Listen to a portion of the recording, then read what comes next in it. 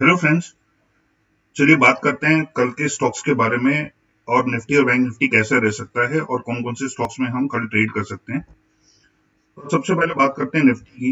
Nifty आज Friday की तरह बहुत ही बढ़िया ओपनिंग हुई और काफी ऊपर गया, करीब 177 पॉइंट्स और अपने हाइस के पास ही क्लोज हुआ है। और दूसरा जो स्टोकेस्टिक्स हैं वो भी ऊपर जा रहे हैं, आरएसआई भी नीचे को हिट करके ऊपर की तरफ जा रही है। तो पॉसिबल है कल भी थोड़ा सा अपडे रहे, लेकिन इंपॉर्टेंट देखना यह है कि कल 11,300 के लेवल को तोड़ के उसको ऊपर क्लोज हो पाता है कि नहीं हो पाता। तो this could be a resistance for tomorrow, और the next target if the Nifty keeps going up could be around 11,600 and then eventually 12,000 to 12,100। तो ऊपर की तरफ के टारगेट्स ये रह सकते हैं। नीचे अगर आया तो सबसे पहले तो 10,800, और उसके बाद it could go down further to maybe 10,600 और 10,500 और even below that. And ultimately मैं पहले ही बोल चुका हूं कि मुझे लगता है निफ्टी 7,000 के नीचे जाएगा at some point of time. It could be 1 month, 2 month, 3 months, 6 months, maybe more, I don't know. But important कल है कि 11,300 के ऊपर क्लोज हम देख पाएंगे कि नहीं देख पाएंगे, क्योंकि 2 दिन बहुत अच्छी मूवमेंट दी है और इतना रोज ऊपर जाना पॉसिबल नहीं होता। तो कल हो सकता है अगर अप रहेगा भी तो उतना ज्यादा ना रहे, it could remain below 100 points. और इम्पोर्टेंट जो और मैंने चीज नोटिस की वो ये है कि काफी बड़े बड़े स्टॉक्स आज ज्यादा मूवमेंट नहीं दे पाए। हालांकि निफ्टी बहुत अच्छा ऊपर गई, बजाज फाइनेंस और कुछ स्टॉक्स ने बहुत अच्छी मूवमेंट दी, 5-5, 6-6, 7-7%। लेकिन जो बड़े स्टॉक्स हैं, एचडीएफसी बैंक, एचडीएफसी लिमिटेड और रिलायंस, इन सब लोगों ने ज्यादा अपवर्ड मूवमेंट नहीं दी है। तो this is a cause of concern. और कल हो सकता है यही जो स्टॉक्स हैं बड़े, वो निफ्टी की मूवमेंट को थोड़ा रिस्ट्रिक्ट करें, उतना ऊपर ना जा पाए। बैंक निफ्टी की बात करें तो बैंक निफ्टी भी स्टोकेस्टिक्स में भी ऊपर जा रहा है और आरएसआई में भी ऊपर जा रहा है। लेकिन देखने वाली बात यह है कि जो 20 डे मूविंग एवरेज है ईएमए, वो 50 डे के नीचे आ चुकी है और 200 डे के तो वैसे बहुत नीचे है। तो ये बैंक निफ्टी के लिए अच्छी बात नहीं है। और यहाँ पे भी अगर हम जो देख रहे हैं वो ये है कि यहाँ पे काफी देर कंसोलिडेट किया, लेकिन बहुत ज्यादा ऊपर जा नहीं पाया। और ये जो क्लोजिंग है ये इन लेवल्स के नीचे है। दैट मींस वीकनेस इतनी ज्यादा है कि इसने पुराने जो सपोर्ट्स थे, जहां पे कई बार वो सपोर्ट ले चुका था, उसको तोड़ दिया है।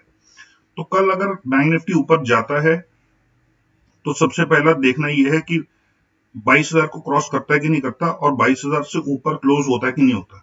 और दूसरा टारगेट जो हम एक्सपेक्ट कर सकते हैं अगर ऊपर जाता है तो 22,500 का है, और उसके बाद लगभग 24,000 के आसपास का लेवल ऊपर जाते समय देख सकता है अगर जाता है। बट मैं उम्मीद कर रहा हूं कि शायद कल 22,000 से नीचे क्लोजिंग हो, ऐसी काफी स्ट्रॉन्ग पॉसिबिलिटी है।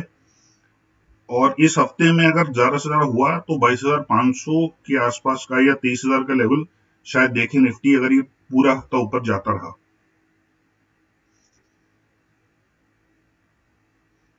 अब आ जाते हैं स्टॉक्स पे। तो सबसे पहला स्टॉक है हमारा डीवीज लैब्स। तो डीवीज लैब्स ने बहुत अच्छी मूवमेंट अब तक की है। यहाँ देखिए आरएसआई काफी टाइम ग्रीन पे रहा, ऑलमोस्ट 1 महीना, और उसके बाद नीचे आया, फिर हल्का सा ऊपर जा रहा है।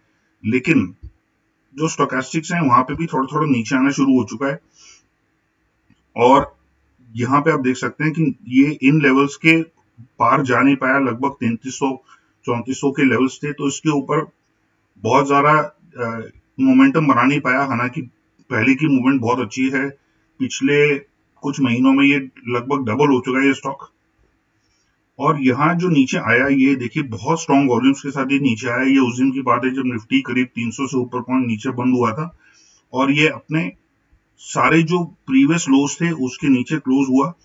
और 2 दिन मार्केट ऊपर गई है, लेकिन दोनों दिन इसने डोजी पैटर्न बनाया है। और आज के दिन जो सबसे खास बात है वो ये है कि आज कल तो इसकी मूवमेंट दोनों तरफ बैलेंस थी, ऊपर भी उतना गया जितना नीचे गया।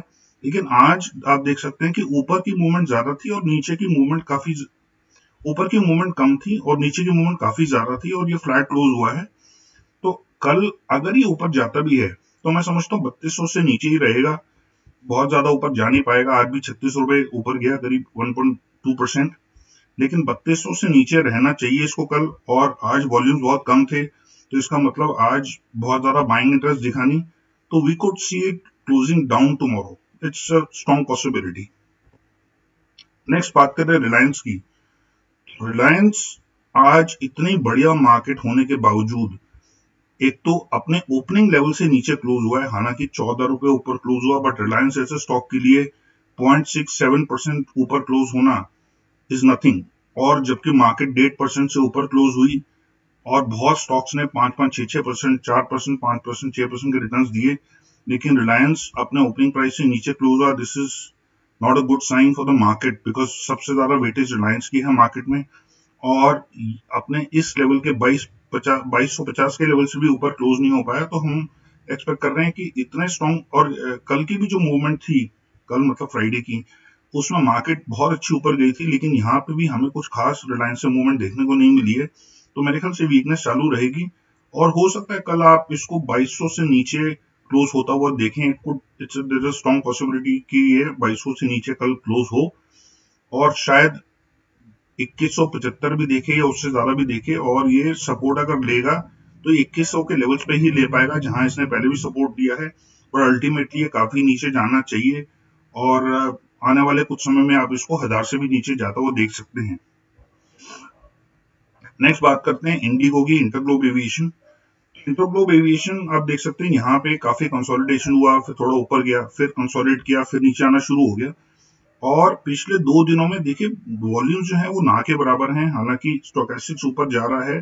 तो अगर ये कल ऊपर जाता भी है तो मैं समझता हूँ 1300 से नीचे ही स्ट्रॉन्ग चांसेस हैं क्लोजिंग होने के। हालांकि अगर ऊपर गया, if at all it goes up, then it will not go up too much beyond 1300, but possibility बड़ी स्ट्रांग है कि 1300 से नीचे ही क्लोजिंग देगा, क्योंकि जो अप ट्रेंड था 2 दिन का बहुत ही स्ट्रांग, उसके बावजूद भी इसने बहुत ज्यादा वॉल्यूम दिखाई नहीं। दैट मींस बाइंग इंटरेस्ट बहुत कम है।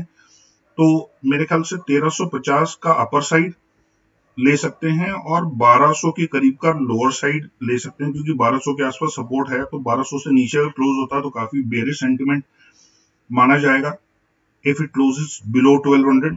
और अपसाइड में 1350 से ऊपर मैं क्लोजिंग नहीं देख रहा हूं उसकी कल की, क्योंकि पिछले 2 दिन में तो खैर बिल्कुल बाइंग इंटरेस्ट नहीं था, जबकि मार्केट ने बहुत अच्छी मूवमेंट दिखाई। हालांकि आज भी 2.25% के करीब ऊपर क्लोज हुआ है। नेक्स्ट स्टॉक है हमारा माइंडट्री। तो माइंडट्री ने भी अभी तक बहुत ही अच्छी मूवमेंट दिखाई है, 50% से ऊपर तो जुलाई से ही जा चुका है। 50 उस समय ये करीब 900 के लेवल पे था, और अभी लगभग 1300 का लेवल टच कर चुका है। तो यहाँ पे भी अगर हम देखें तो बड़े कम वॉल्यूम पे ये बहुत ज्यादा नीचे आ गया था उस दिन, जिस दिन मार्केट काफी ज्यादा गिरी थी। लेकिन पिछले 2 दिनों में इसने मूवमेंट बिल्कुल ही दिखाई नहीं है। तो कल ये भी मैं समझता हूँ, अगर ये गैप अप ओपनिंग देता भी है, अगर ऊपर जाता भी है, तो 1325 से ऊपर जाना थोड़ा मुश्किल लग रहा है। 1325, 1350 से ऊपर, और ये भी चांसेस हैं कि ये 1300 से कल भी नीचे ही क्लोज करेगा, और हो सकता है ये नेगेटिव क्लोजिंग भी दे। और इसका पहला सपोर्ट जो है it could be around 1200, could काफी टाइम से इसने 1200 से नीचे क्लोजिंग नहीं दी है पिछले कई दिनों में। तो 1200 शायद पहला सपोर्ट हो सकता है, फिर 1175। लेकिन अगर उसके नीचे जाता है तो उसके सपोर्ट काफी नीचे हैं, फिर ऑलमोस्ट 100 रुपए नीचे नेक्स्ट सपोर्ट मिल सकता है इसको। ये थे हमारे आज के stocks. Thank you so much for watching and take care and God bless.